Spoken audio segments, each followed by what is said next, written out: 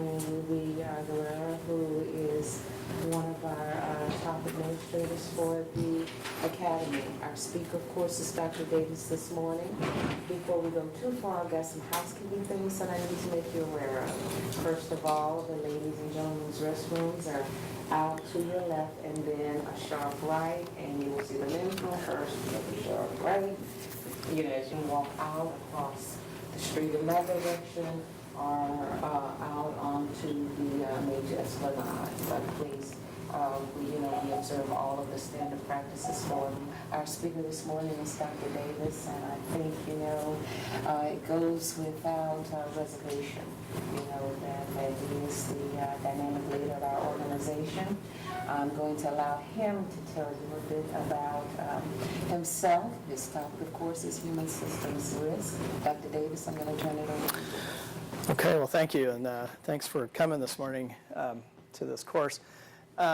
We put it together really to go over our approach to human system risks and how we've evolved over, I would say, over the last 10 years or so, really. So there's a bit of history in here. And I'm also happy to take questions at any time because sometimes whatever the topic we're covering, it may not last for an hour if you want to come back to it. So if you want to raise your hand, I can see pretty well out there, and we'll take questions. A little bit about me. I guess I've been in and out of NASA for about 30 plus years now. I was first here as a flight surgeon back in the 80s. In 91, I left to go to American Airlines, and I was the corporate medical director up there. Then went to University of Texas Medical Branch just down the road here and got into graduate medical education. So for those of you that know the aerospace medicine residency, for instance, we got that started back in 96, and we've had a lot of flight surgeons come through from that program since then. And then I came back to NASA in 2001 as an IPA originally, and was actually on Bill Reedy's staff at headquarters, and then came back into this job in the early 2000s, and was the director of Space Life Sciences. I guess we were Space Life Sciences for close to 30 years, and then about 3 years ago, we changed our name to Human Health and Performance fairly deliberately because we thought that said functionally what we do, and we found it connected outside better with other organizations that had human health and performance type functions. And it helped us, we think, move in the direction of the human system or the human as a system. And that was a very deliberate change as well. So I'll kind of go through that history and why we thought it was important. The main thing about the human as a system is as we fly more and more complex missions, whether it's duration or distance from the Earth, the human is very much a system on that spacecraft. And the human interacts with the spacecraft and vice versa. And so we really want to shift to that thinking of the human as a system and human-centered design, especially when we're looking at new vehicles and new habitats and new missions. So that was a lot of the thought behind that. I think it's worked pretty well. I think it has helped us communicate human system risks to the programs and to other directorates and find those touch points where we could work together collaboratively as well as explain why our program requirements are the way they are. And I'll show you that flow down and how that works. So what we're going to cover today is, first of all, I just want to give you that timeline, what that development timeline was and how all these different pieces came together. We'll talk about the risk mitigation framework we have now. I think for those of you that have done risk management in other organizations, you'll recognize that as a standard NASA human as a risk mitigation framework.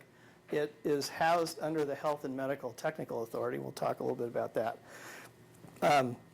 The risks that we assess and why, how we're trying for all the risks to have a very standardized, evidence-driven process, where the data comes from, how we share the data to look at that risk. Traceability to program requirements, I think that's very important because you can think of human system risks as we try to mitigate the risk for the human him or herself, say for bone loss, but it also the risk may reside in the vehicle itself, acceleration limits, environmental concerns, air, water, toxicology, microbiology, things like that. So we can't mitigate all the risks ourselves. We have to interact with the programs and have that deliberate connection. We'll look at some of the design reference missions. Now, some of these are our notional design reference missions. In other words, we created these time frames to help us evaluate the risks because for a lot of the human risks, time and duration are the most important. Time and distance are the most important drivers. And so if you think time and space, that's an exposure level. So we always talk about radiation as an exposure level, but really microgravity is an exposure. So the longer we're in space, the longer the human being's being exposed to those changes. And distance. So distance drives a lot of our concerns, both in terms of autonomy of the crew, of the types of things we need to carry with us to help treat the crew, whether it's a medical problem or a physiological problem. So you'll see all these drivers and how they come together in one risk assessment. So we did try very hard. The goal was always one-pagers for these summary risk assessments. That was a bit too ambitious, so we allowed to be printed on the back. I guess that's still one page as well, but that would include the budget and the resources that go into the risk. So we recently presented this earlier this year to the Human Exploration and Operations Mission Directorate, and we believe it's serving also as a very good communication tool. So you'll see the summary risk table, and what that leaves people with is here's what we know today. Here's our best assessment of what we think our top risks and concerns are. Here's what we know. Here's why we think we know that. Here's the data and the evidence. And you can have a programmatic discussion around those risks. And we'll talk about just a few selected risks and where we are with that knowledge base. So any questions or comments before we get started, or otherwise we'll just jump right in. Okay. So this is a busy chart, but I'll just walk you through it. I wanted to give you the history, as I mentioned. So we've always had, on the top line here, we've always had medical operations and human research going back to all the earlier programs. A lot of it, I would say, was early on was observational medicine, if you will. We planned for a few things, like in the early days, people correctly anticipated motion sickness and things like that happening. But a lot of it was observing the crew and trying to figure out what would happen to the human body during spaceflight. So there were a variety of approaches were taken over the years to start to identify and mitigate those risks. And if you remember some of the history there, back in the early 2000s, it was a bioastronautics research program, and there was a bioastronautics roadmap. So there was a roadmap established looking at the top human system risks. Then when Constellation came along in 2005, the whole R&D, research and development approach and budget was changed at headquarters, and that's actually when the Human Research Program was first formed. So if you hear about the Human Research Program today, it's in its 10th year. The disciplines were put together back in 2005. There were 6 key disciplines like radiation and exploration, medical capability, and things like that you may have heard about. And it was really focused on, I would say, sort of mid-range TRLs, technology readiness levels, around 4 to 6. So the program was very focused at delivering countermeasures for human system risk. At the same time, if you remember, this was only a couple of years out from the Columbia accident. And so one of the recommendations from the Columbia accident was to form technical authorities. And so all these were going on very much in parallel, but they all helped come together for human system risk mitigation. So the research program was formed, was very focused. In 2006, the Health and Medical Technical Authority was formed, and that's one of three. There's engineering, safety, and mission assurance, and then the Health and Medical Technical Authority. So at that time, the head of that is Dr. Williams, Rich Williams at headquarters, and the various positions were set up, including the Chief Medical Officer here at the Johnson Space Center, and that was delegated to me. So one of the roles I have is as the Chief Medical Officer for the Health and Medical Technical Authority. In 2007, we began working on a variety of standard sets. We'd always had the Manned System Integration Standards at MSIS, for those of you who remember that document. We began to look at standards for human spaceflight. So we had always had limits on human exposures. We observed bone loss. We had countermeasures to the bone loss, and we're always trying to do better with prescriptions for the crew. But we never actually had a standard. And so what I mean by that, actually when we first started talking about these standards back in 2007, they were sort of the reverse of preventive medicine. So if you think of preventive medicine today, you would, if you go to the doctor, you'll have a cholesterol level done and blood pressure, and you're always trying to optimize those, right? Well, one of the thinkings back then was that we couldn't get to zero bone loss. At least we didn't think so at the time. So the concept was, how would we manage that? What would be an acceptable range, say for bone loss or muscle loss in human spaceflight? They were actually called operating bands when we first started back in 2004, 2005. So we started to try to express limits for human exposures, muscle loss, bone loss, and then they were written as standard sets in the mid-2000s. And so there's Volume 1, which is about crew health, and then there's Volume 2, which is about human factors and habitability. So we broke the old MSIS document 3000 into two standard sets, and those are our two current standard sets. They reside with Dr. Williams at headquarters, and so as you see how the flow down works, we began to talk about standards to deliverables. So I'll show you all the piece parts and then bring it back together with some of the individual human system risks. But the concept of standards to deliverables is we wanted to say if there was a requirement for a treadmill on a vehicle, that you could ask the question, well, why is that? And you could go back through all the evidence base, back up to a musculoskeletal standard for bone and muscle loss, and be able to say why you needed that piece of equipment, why you needed those countermeasures and mitigation. So that was the whole thought, is we would be very deliberate in our flow down of standards to deliverables for the human system. That said, that was kind of the engine, if you will, and then we needed a process for how to do that.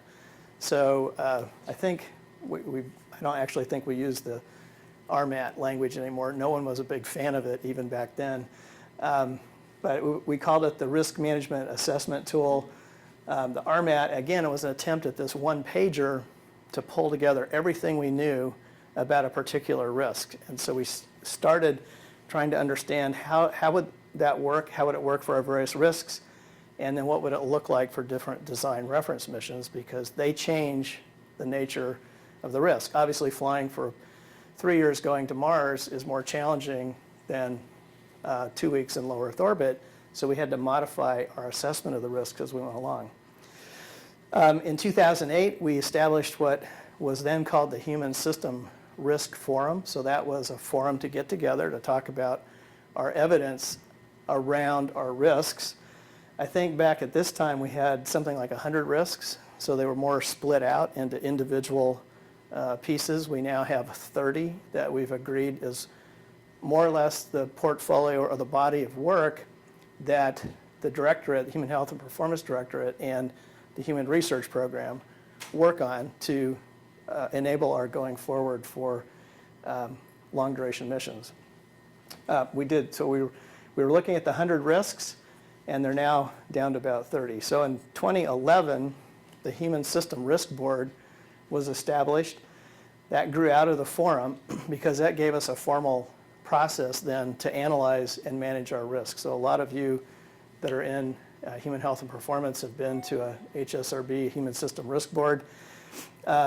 It's now given us a forum and a process to talk about the evidence base, review our assessment of the risks, agree or disagree on the status, and then come back with more information. So we intend this to be a very dynamic process for people to be able to come and engage and bring in the best evidence base possible to mitigate these risks.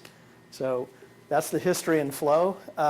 It did take a long time to get there, but what I think it has done for the human in spaceflight, it has given us a logical flow from standards right down to deliverables, and we can assess human system risks, how they interact with programmatic risks, and I think right now we're in the best shape we've been in terms of understanding low Earth orbit and longer duration missions, or to give us that basis to have those discussions.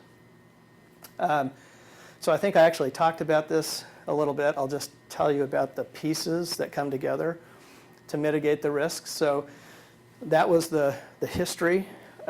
This is the organization and the funding organizations that come together to mitigate human system risk. So Rich Williams, again, is the Office of the Chief Health and Medical Officer at headquarters. He is the head of the Health and Medical Technical Authority. The various funding entities that contribute then to mitigating the risks are Crew Health and Safety, which is in the Human Exploration and Operations Mission Directorate. Human Research Program, also in HEO. This is where most of the research funds for the research and development comes from. There are some funding lines that come from Advanced Exploration Systems and Space Technology. And then there's funding that comes from the International Space Station and the other programs. And so our job is to pull all those resources together and apply them to appropriate risks. So remember before when I said some risks require the program. So we obviously have to fly the mitigation, whether it's a treadmill or the exercise bike or whatever it is we're flying, or we're monitoring the air and the water, the acoustics. So we have a full range of measurements and monitoring for a crew member who flies for a short or long duration mission. And then there are also some external partners. So we work with CASIS on prospective flight projects and things like that. So again, our standards flow down not only to our human system risks and how we manage those, but also they flow into the program requirements, and we'll show you that linkage. So, this is just another way to look at that in terms of and we can make the slides available for you later too, because I know these are busy slides. And I think our folks, when I say one-pagers, not everything has to be a one-pager, but anyway, this is a little bit busy, but it does show you that we have a risk management guidelines, a process for flowing and evaluating our risks. Some of the risks, this is just a graphical representation of what I said, reside on the human side. We're going to manage bone loss for people, but others are on the flight side because we need the program to put monitoring equipment or other equipment into place. So we can't ever manage it one without the other. We have two basic boards that does this. I mentioned the Human System Risk Board. That's our internal board. We also have a Flight Activities Control Board. That's how we baseline our requirements for the program before we flow it back to the International Space Station or to Orion or to any of the future flight programs. So we break it into two basic pieces, programmatic and human system risks. Okay, I like this slide, it's not as busy.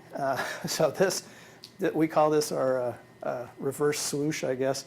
But I wanted to put this up there because this was another step in our evolution of managing human system risk. And we always jumped in to the questions right here. We always said, we have 100 risks or 30 risks, and we talked about bone loss and radiation exposure and all these things.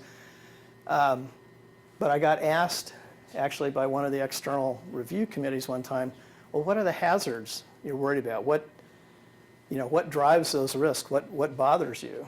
And we thought about that, and we thought, there are about 5, and we ended up with these 5 risks. So we alter gravity. So we take a human being into space flight. It's microgravity or 0G in low Earth orbit, but on the moon it's 1/6. On Mars it's 3/8 G. So those are all modifiers of the risks as we go forward. Radiation stands alone pretty much because it's a significant environmental exposure.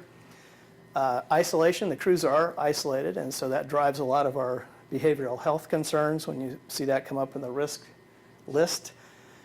Closed environment, that's the air, water, micro, tox, the things we worry about for a closed cabin or a closed environment.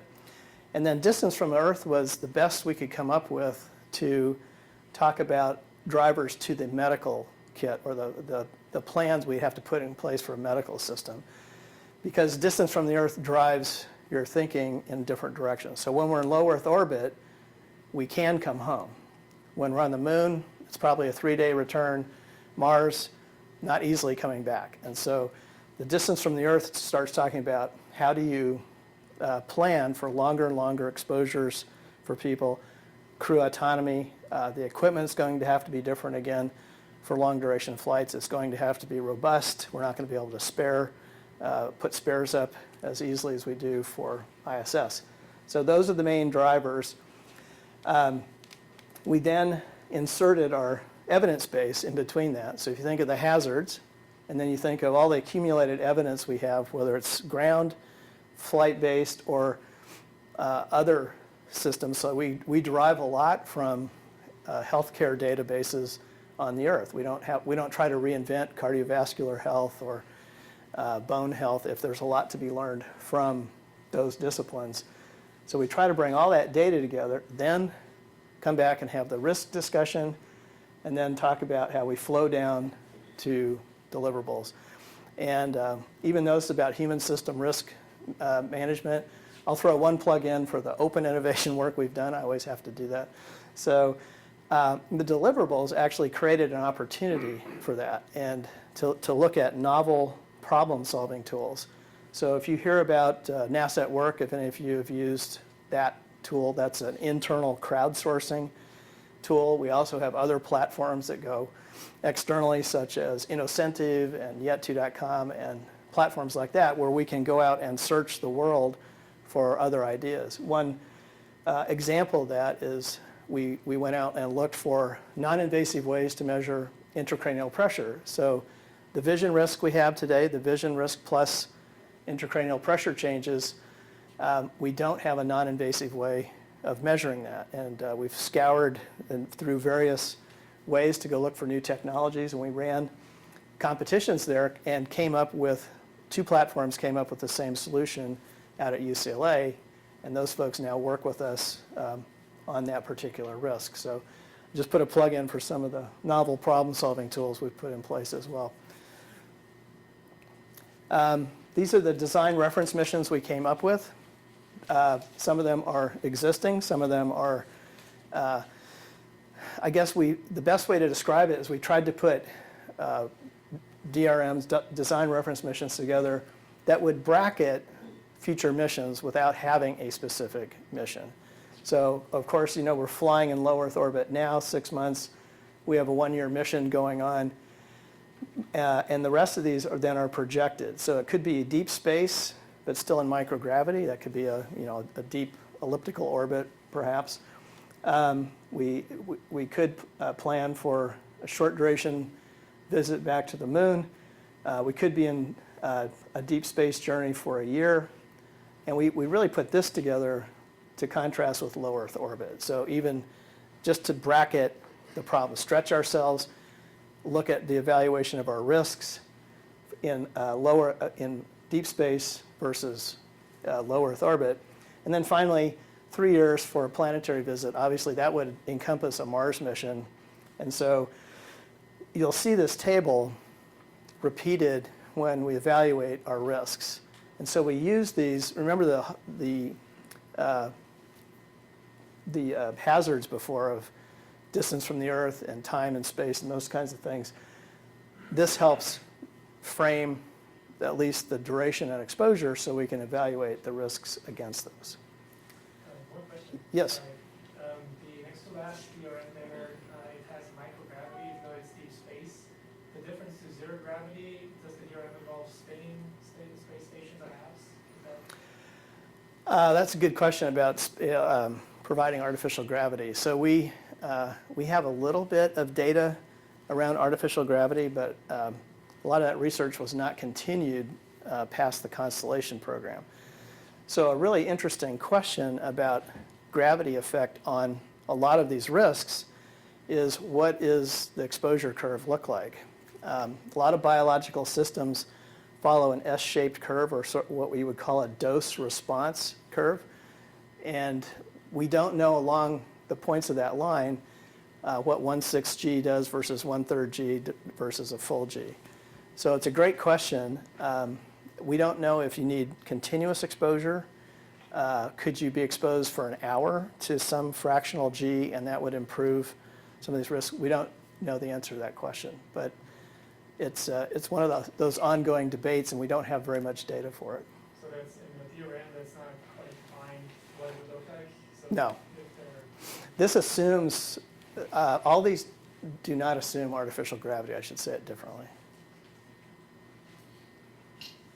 Okay, any other questions before we move on? Okay.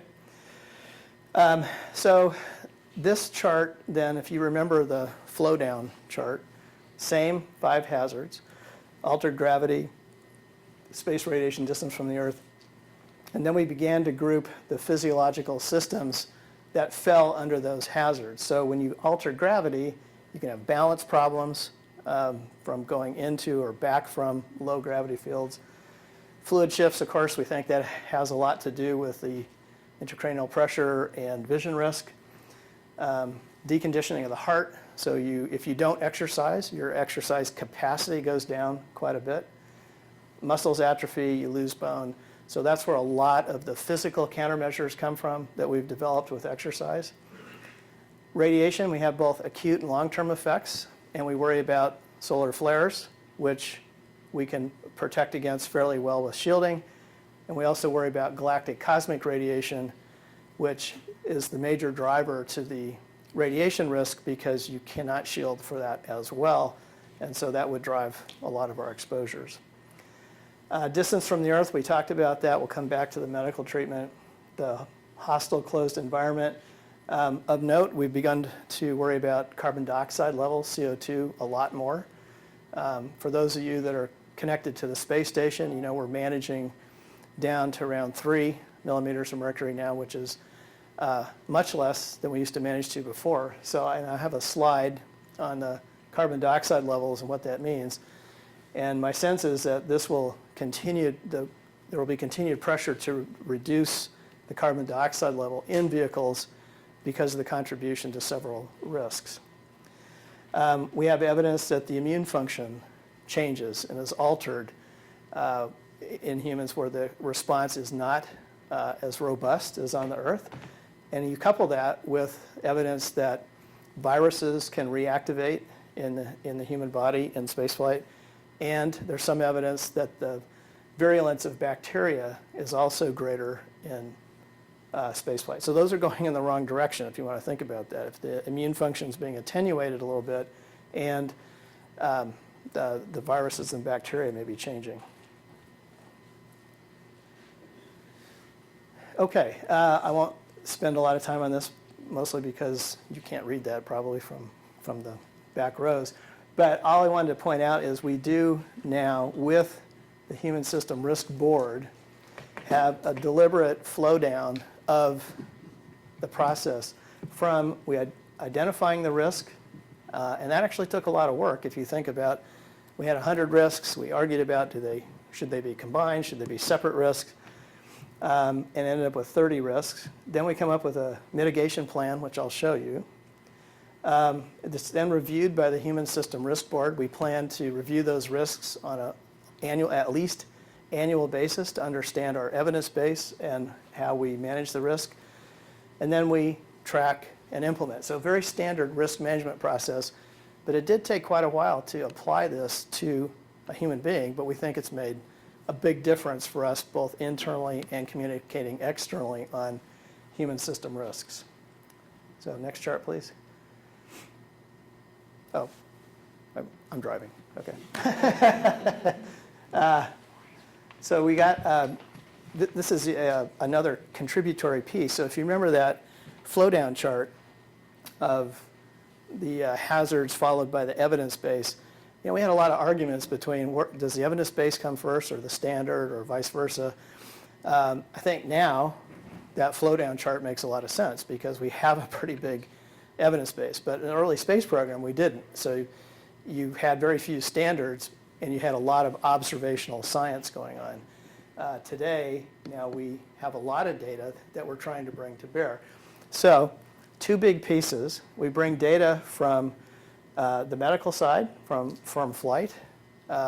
We bring data from terrestrial medicine as well, and we bring in research data and environmental and operational data. All of those contribute to some of the risks. So it could be CO2 levels, could have been something was measured in the water or the air. We bring medical data in from the healthcare side and the research data. Now, why is that important? The way we set up the Human System Risk Board is to bring in the best data we have at the earliest possible time. So we have a data sharing policy that enables this. So there's two things we needed to protect. One was the privacy of medical data, which we have a very detailed process for how you can request data and how that data is protected so that individual crew members are not identified. And we also have, we need to maintain the right of the research folks to publish. And so we have specific policies that address both of those pieces because we want the earliest possible data to come into the risk board. So what we actually bring in are pre-publication sets of data and early observations from the medical side. And that contributes, the reason for that is if there's a change, if there's something I should be doing differently as the chief medical officer, I need to know that as soon as possible so we can implement changes. But then we still respect the two databases. So this policy goes back to 2012. I think it's worked pretty well. And it allows us to bring the data together for the whole community. The other thing about the Human System Risk Board is it's multidisciplinary. And so in our directorate, we would like more people to know about more of the risks and more of the data so they understand the total picture we worry about for human system spaceflight. Okay, I mentioned 30 risks and then I show you 100. This list of 100, part of this comes from our medical models. So you can think of human system risk in two buckets that don't always nicely separate into just two, but you can have a problem in orbit just from being human. So we could walk around here today, one of us might have an attack of appendicitis or have a kidney stone or something like that. It's just a fact of being human in spaceflight. So we have to prepare for medical incidents and put medical equipment on board for those issues we hope don't happen, but they might, either for being ill or injured or being, say, having a burn or an abrasion or sprain or something like that. The risks in blue are the 30 risks we have focused on to put more of our research and development effort into that we think are the major risks that are either driven by spaceflight or exacerbated by spaceflight. And so that list, which took all those years to come up with, is this list. And you're welcome to have these slides. So that right now there are 30 risks and 2 concerns.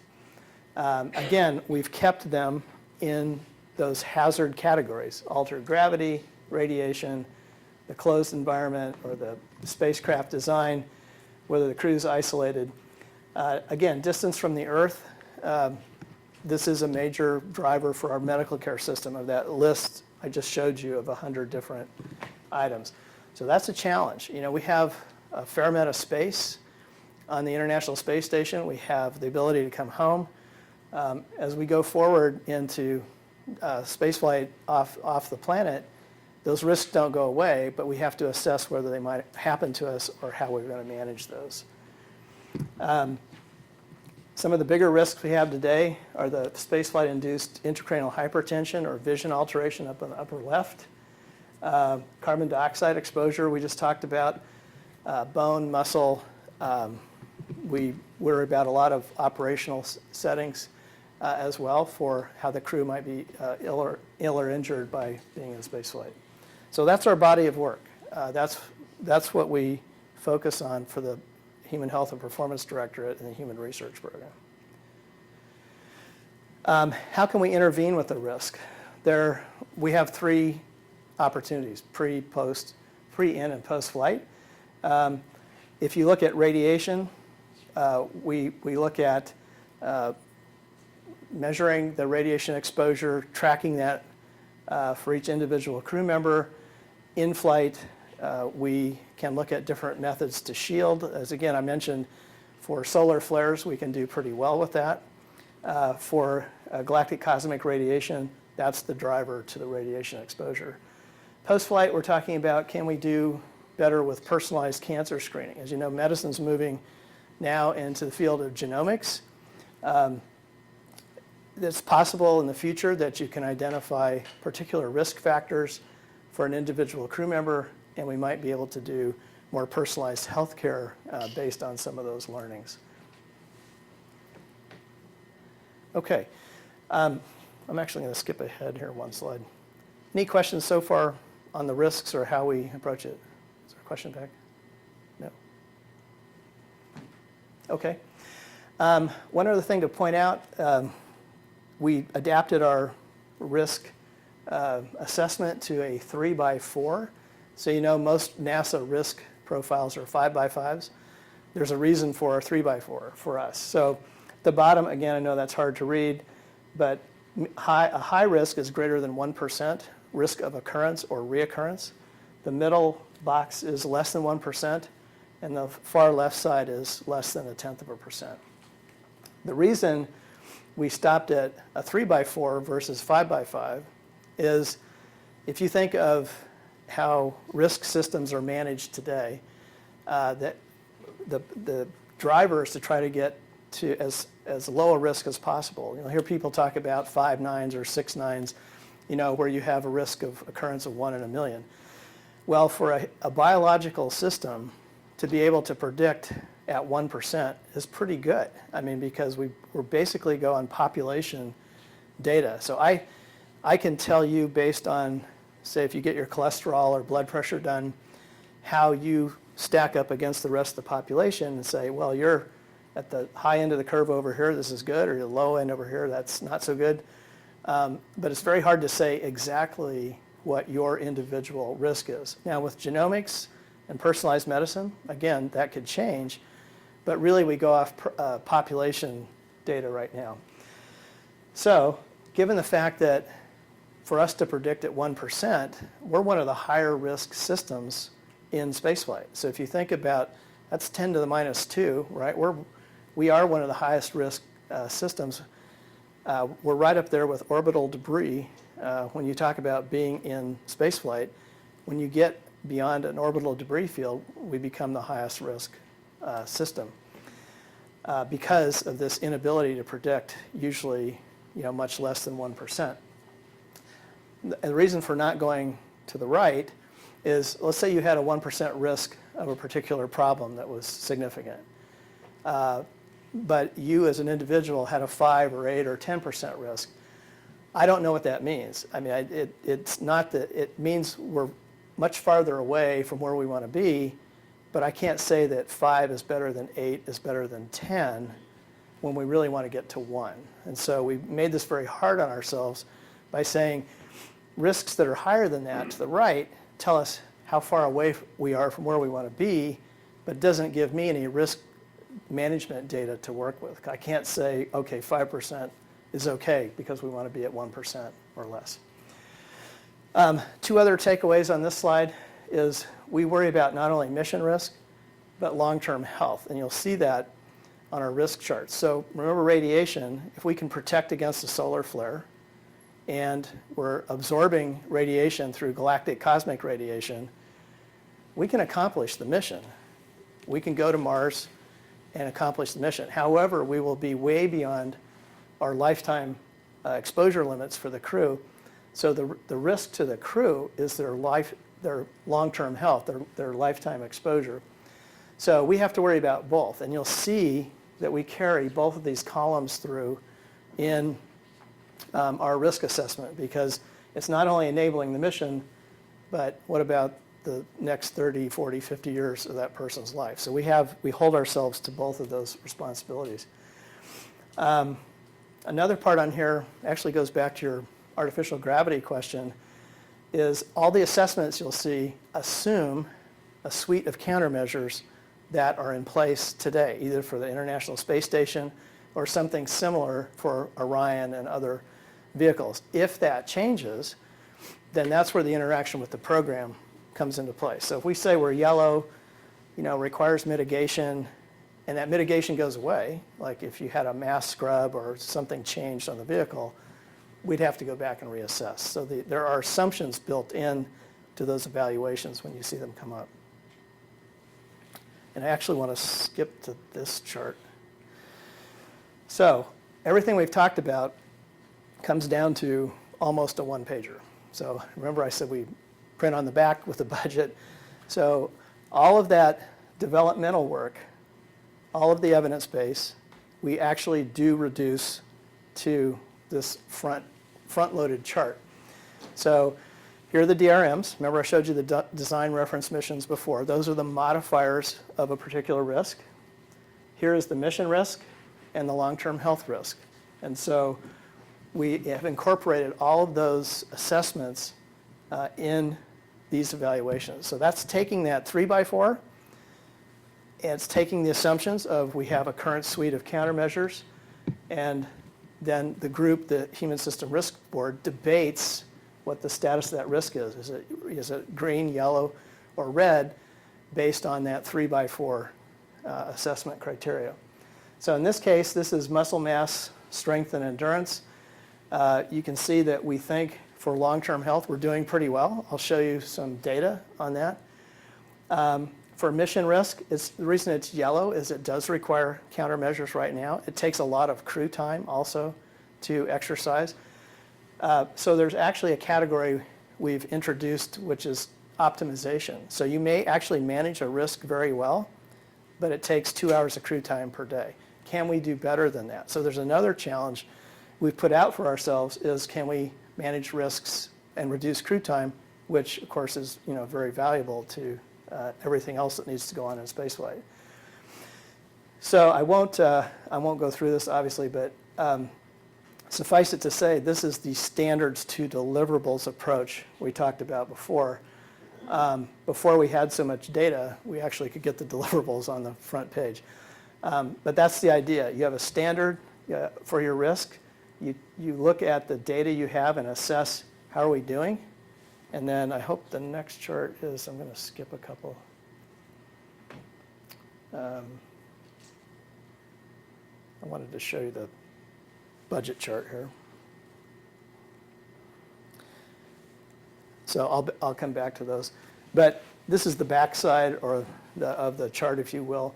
And so here are the deliverables. So we may be trying to find new knowledge, come up with a new technology, look at different operational protocols, and update our standards. So it's a continuous event.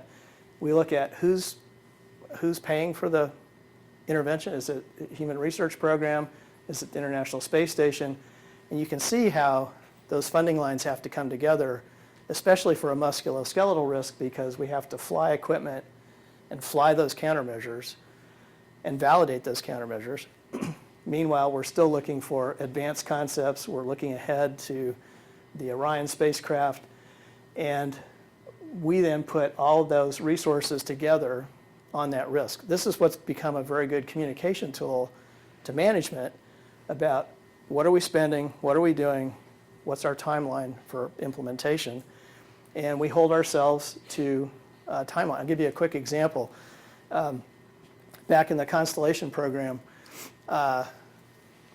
when I think the requirements for the life support system had to be in by 2010, and we did not have an updated lunar dust standard. The life support folks, of course, needed our standard for exposure before they could go specify the requirements for the life support system. So we had about 4 years from the formation of this Human System Risk Board to the timeline that we had for requirements. And so, you can't do science necessarily on a timeline, but you can come up with your better answer. So a lot of the times the programmatics will drive us to say, especially if you're looking at building equipment, flying equipment, what timeline do you need to meet to actually get to that point to impact that vehicle? Yes, question, Terry. Question on this chart here.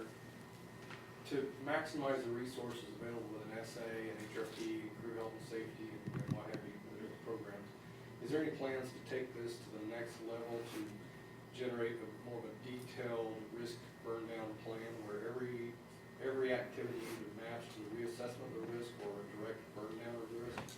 Yeah, so great question. So there is a path to risk reduction in the human research program. What we want to do with this information now is come up with an integrated look. Because remember, we have crew health and safety dollars, we have International Space Station dollars. So the goal for the next go-around in the budget is to say, how do all those resources come together, not just the human research program, to mitigate those risks? And so I believe we will get there in this coming winter to do just exactly that. A very integrated, detailed look across that we can play back to management. So that's a great question. Is there another question? No. Okay. So what does that look like? So everything I said for the last 10 years is on this page. So, actually, this is a very good chart. This was the summary of all the Human System Risk Board discussions and back and forths on the evaluation of a particular risk. And so you can tell if you go from low Earth orbit for 6 months up to a Mars mission, the logic flow is there would be more red risks, right? There would be more risks that we're not sure we have the right mitigation strategies for yet, or they're not validated. So the other thing is when we have those individual risk discussions, we will come back and modify that chart. This has actually turned into another very good communication tool from us to programs or to management by being able to say, here's what we know, let's talk about it, let's talk about our plans are for risk reduction, where those resources coming from. And and they're broken into operational risk and long-term health risk. And they would, of course, be different based on, say, for acute and chronic carbon dioxide, which is this row right here. Obviously, when you come back, you're in normal carbon dioxide environment. That's not an ongoing risk like having lost muscle or having been exposed to radiation. So what this is a good touch point for us too. So you can pick this up on any given year when we're updating our risks and say, this is what the Human Health and Performance Directorate or the Human Research Program knows about those 30 risks and those 2 concerns. And you can have that dialogue about where are we in mitigating our risk. Obviously, when you look at the R&D budget, a lot of it gravitates towards the farther out risks, the long-term risks that we need to mitigate. Any questions about that chart? I mean, yeah. Difference between a yellow A and a green A in terms of you've accepted something, but with your higher than 1% risk. I mean, just looking at this, the color coding versus the actual percent. Am I making? Yeah, so you can be less than 1%, but have a slightly higher consequence from that other chart. So it's not, you're not always, I can go back to that, No, 3 by 4. But that's what kind of drives that. So you can be not at the lowest level consequence, but still be less than 1%. So you can accept that risk with mitigation with full acknowledgement that this is what we believe is what's going to happen for that length exposure. Does that make sense? Okay. Okay, let me back up one. I want to back up to the program requirements. And I think I just missed it there. So the other flow down, so now if you think about those 30 risks plus 2 concerns, that's our whole portfolio of work. And they reside on the top box here. So this is impaired muscle mass and bone fracture risk from losing bone. So the risks and the data flow to our standards. So we've identified the risk, and here are the 2 standard sets we use. So it's volume 1, crew health, and volume 2, human factors. So most of the human health and spaceflight risks would occur in volume 1.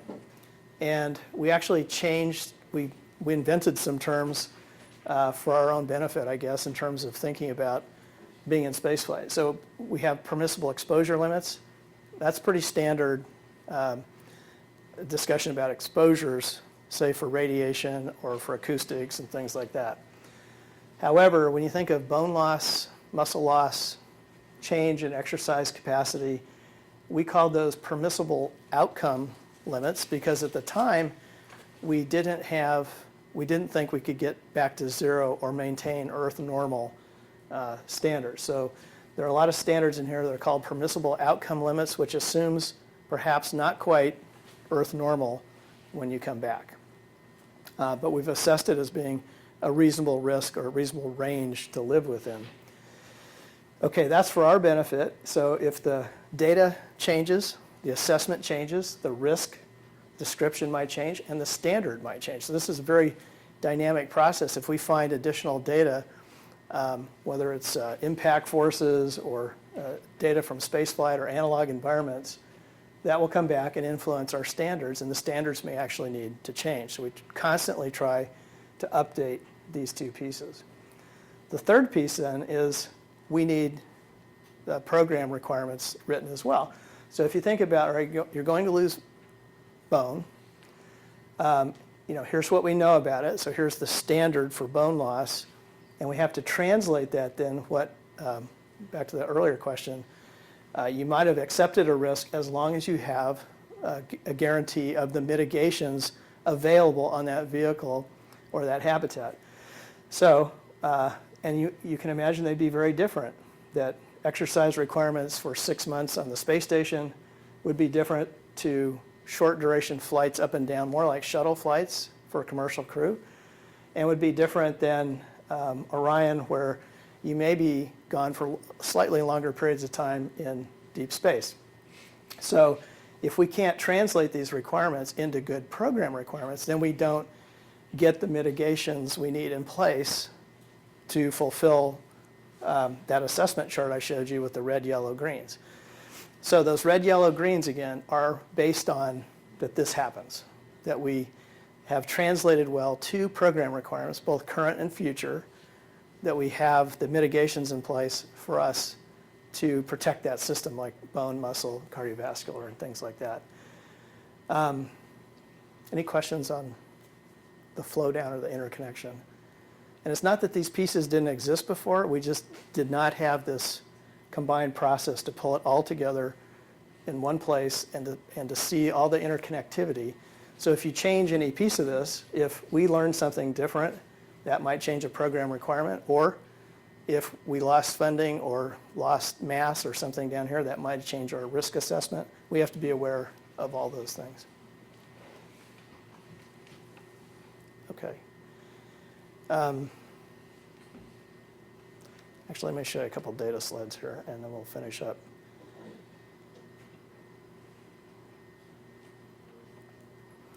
So any questions on that so far? Or anything I've said that doesn't make sense? Okay. That was 10 years worth of work in 30 minutes or an hour. So, but I will say that I mean, having been part of this for a long time, that I really do think we have fully identified the body of work we need to do for space missions. And if we learn new things, like the vision risk was an emerging risk a few years ago, we can add that to the mix and put an operations and research plan together. The other thing I'll say about the Human System Risk Board is it also deliberately brings together the clinical operations folks and the research folks, along with their databases. So the idea is we look at the best data we have, we understand what the research community needs and what the clinical side needs, and we try to make all those adjustments through that risk board. Okay, so here's just a couple of examples that we are able to produce this information fairly quickly now, having gone through the Human System Risk Board. So this is a radiation assessment. We have NASA standard, in our standard set, that the standard is 3% risk of increased cancer risk due to radiation exposure. That standard's been in place for a long time. That's hard to translate necessarily to mission planners. So we tried to take a format of saying safe days in space. And there's a lot of information on this chart, but I'll just try to give you the sense for a Mars mission. Now, we've had various models over the years with the best data we have to try to project how much radiation would drive you to that 3% standard. And as you can see, it was updated in 2012.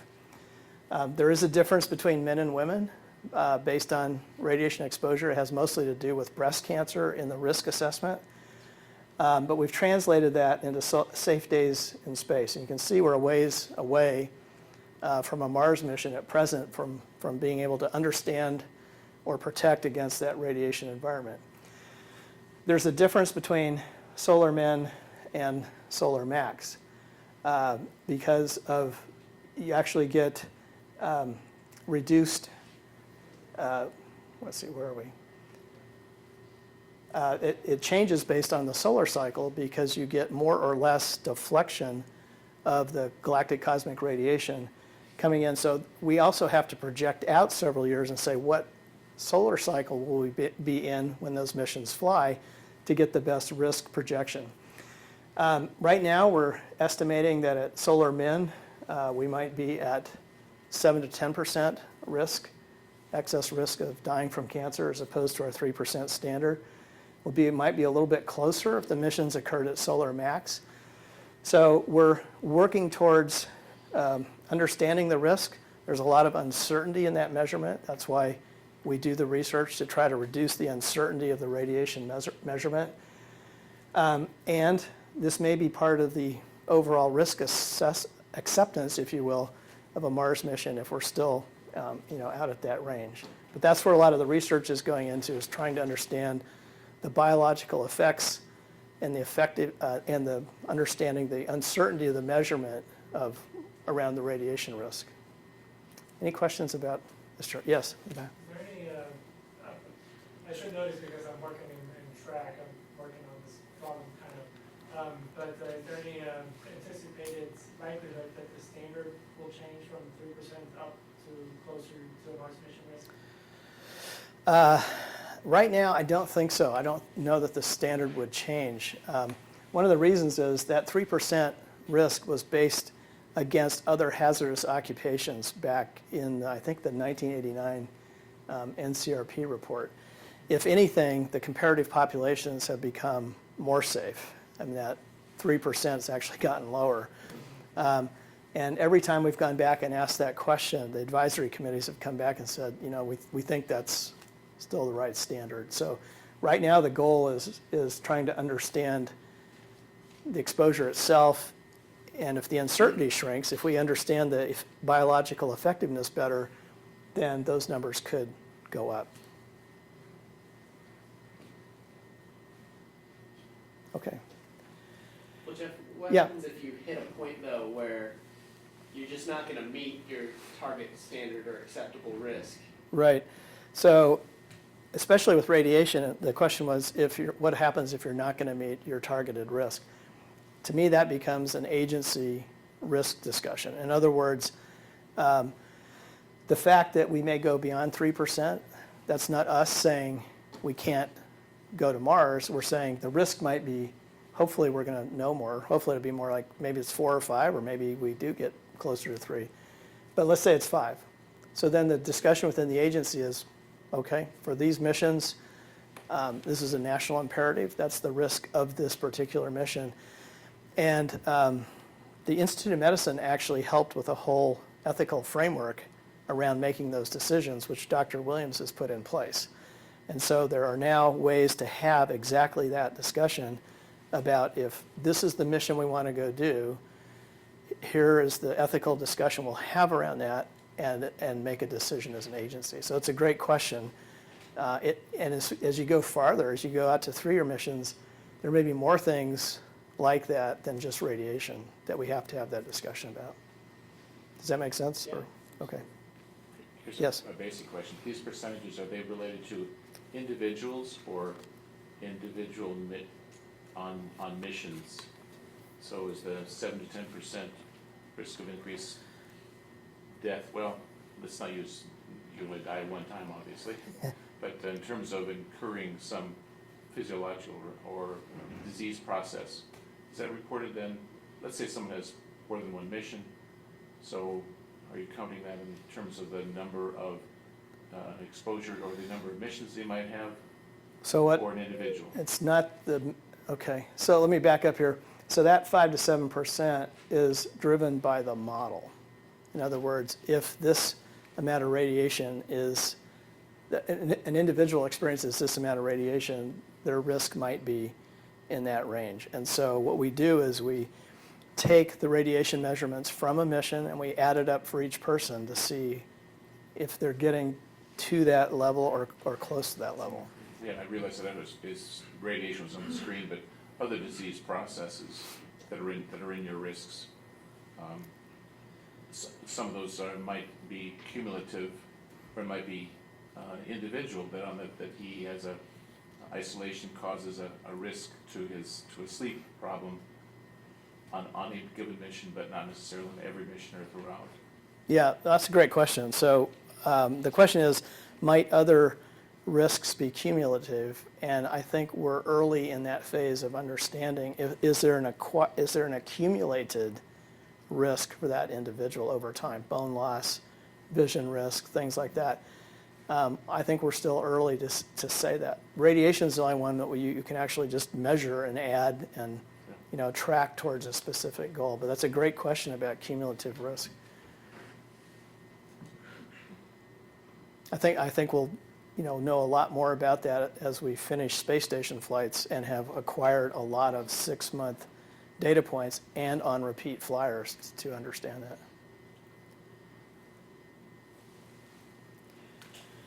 Okay, here's the vision risk. I'll tell you some about this now because this is a very current risk. It was an emerging risk back a few years ago. Just to give you an example of the eye, that's sort of a cross section of the eye here in the middle, and we believe right now that one of the risk factors is increased intracranial pressure. And what that actually does is cause some anatomical changes to the eye, which we've been able to measure, such as globe flattening. And you see, actually in the back of the eye, you see choroidal folds in the back of the eye. The other thing we've seen in about 20% of the crew, we've seen edema in the retina, which means that that's another expression of the fluid in the retina of the eye. So right now, we monitor all the crews. We actually were able to fly some fairly sophisticated devices to measure the intracranial pressure indirectly, to look at the actual anatomy of the eye through ultrasound, to look at the back of that retina through optical coherence tomography. So we were able to get, in a fairly short period of time, a number of pieces of equipment on orbit to help us understand this phenomena. So this one is likely to be very similar to bone loss and muscle loss. The longer each time you spend in space, the longer you're potentially exposed to this increased intracranial pressure. And we're going to have to see how do people ultimately react over long periods of time against this. We do have treatment protocols put together if we need to actually treat someone, but this is still an emerging risk that we're trying to understand as best we can. And I think I'll leave you with this one. This was carbon dioxide, so that gives you a feel for sort of two physiological risks. We talked a lot about bone and muscle loss as an example. We've talked about radiation as an exposure. You can think of the elevated intracranial pressure and the vision risk as an exposure. And then here's one that's an environmental risk, which is the carbon dioxide.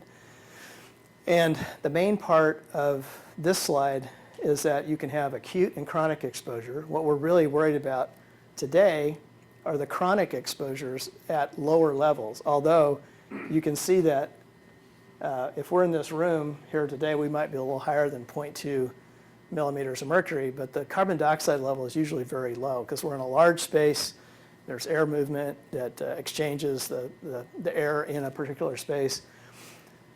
And in spaceflight, both in early shuttle days and in submarines, we allowed the levels to be higher on a transient basis. I mean, they were never at 6, say, and stayed there, but the standard levels were much higher. As we've flown longer and longer flights, we realize we have more and more biomedical symptoms of exposure to carbon dioxide, crew headaches, possibly perceptions of cognition and performance, possibly contributing to the intracranial pressure with the central fluid shifts. So we've begun to really monitor and manage at much lower levels. So today, we actually are staying below 3, which is good. We think we've reduced a lot of the symptomatology in the crew, and we may be improving our longer-term outcomes as well. There's some evidence that if you have an acute exposure to as little as 2 millimeters of mercury of CO2, which is obviously much greater than 0.2 that we're walking around with, that you may actually have some changes in cognition and performance from exposures to as little as 2 millimeters of mercury. So ultimately, taking these data, our interests in the future are to go to even lower levels of CO2. Now that's going to require technology improvements to be able to scrub the atmosphere, but we think that'll be important for long-term crew health, especially when they're in a confined environment for a long period of time. So I think what I'm going to do is stop there and see if there are questions. And what I wanted to give you a flavor for, and I know it was fairly process heavy, but it was to explain the whole human system risk approach. But where we are today is we do deliberately treat the human as a system. The 30 risks are key to our management of human system risk for current flights and projected flights. I hope I showed you the linkage to program requirements, because we do need the programs then to help us manage those risks. And we look at our data sets to understand where we are with any particular risk and make improvements as we go forward.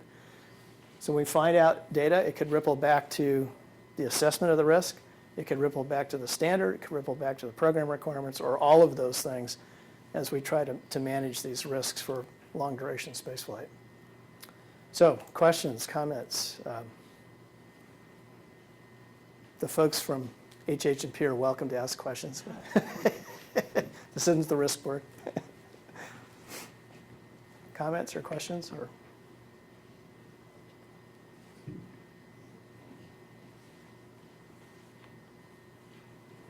quiet group. Yeah, well, thank you. Again, thank you all for coming out. Thank you, Dr. Davis.